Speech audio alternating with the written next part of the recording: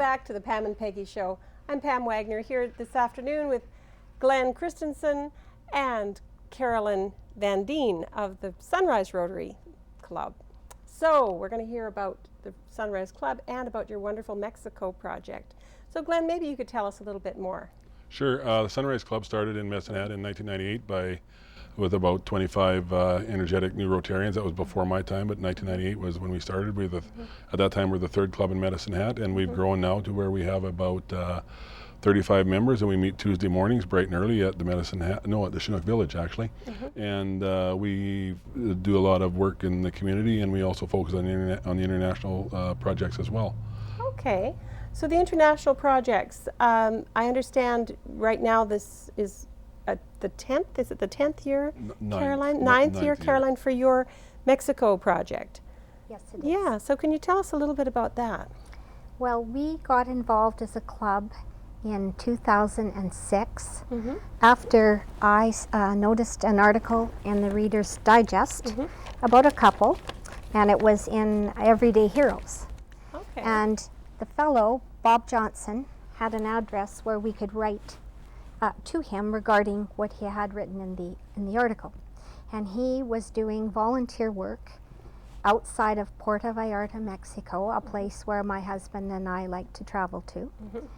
And so I responded to the article and found out more about the project. And of course, people need funding, right? And because Rotary has a large part of service involving international, we got Bob to come to Medicine Hat, speak to our club, and the rest is history. Okay. So this fit well, Glen, with what the Rotary Club does. Absolutely, is that right? absolutely it does. Like I say, our focus is both locally and internationally, and so we try to get a balance for both, and locally we do well. Mostly, a lot of our focus is on education through dictionaries to schools for all the schools for grade 4s, as well as the libraries, Rotary Sunrise, the Road to Reading. We sponsor that every year as well, and then on the international, through the Rotarians fund, the Rotary Foundation, which is international project focus. The project that we're involved in is we raise money, it's just local money that we raise, although we are hoping to get a grant this year to build what we've been building down there, and we have a special fundraiser that funds the Mexican Schools project in Mexico. Okay, so now I understand you actually have been to this location and have seen the work in progress. Can you tell us about that? Yes, because now my husband and I are retired. We do spend most of the entire winter in Puerto Vallarta. Okay. And this area is about 1 hour south. It's a municipality. The roads in the rainy season get washed out. It's hard to get to some of these communities, and these people are often called the forgotten people. So we came to the rescue, and in 9 years we have built 4 schools and 4 houses for teachers, plus multiple washrooms. Wow. I know you were showing me some pictures, the before and after. This basically just a shack with holes in it before, and now this beautiful little compact, well-built building. Right. So you're seeing the difference. We're seeing a great difference. We are seeing buildings that safely house the students, more sanitary. I mean, these rough boards are just perfect home for scorpions.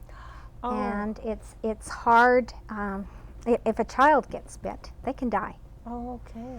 So they like to lay their eggs, and the eggs stick to the wood, and then these tragedies happen, and there have been some children that have died. So this is much beyond aesthetics. This is about life-changing environments for children.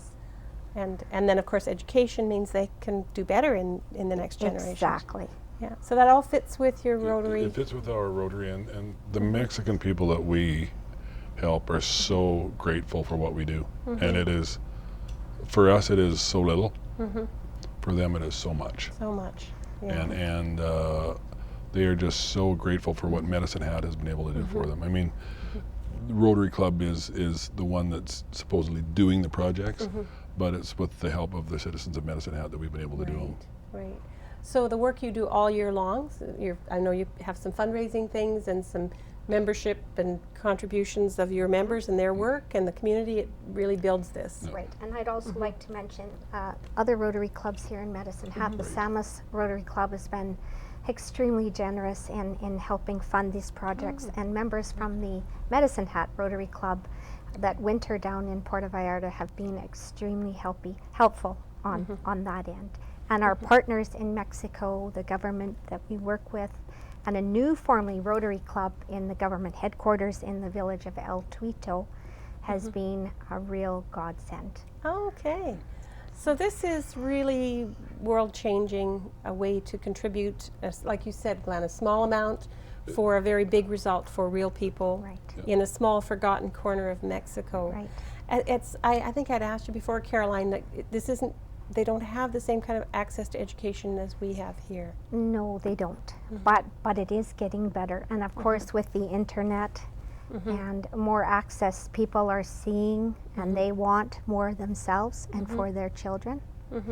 And just by building awareness too, we not only try to gather money and raise money, we have people gathering shoes for us, gently used and new shoes. Last year, we transported 500 pairs down.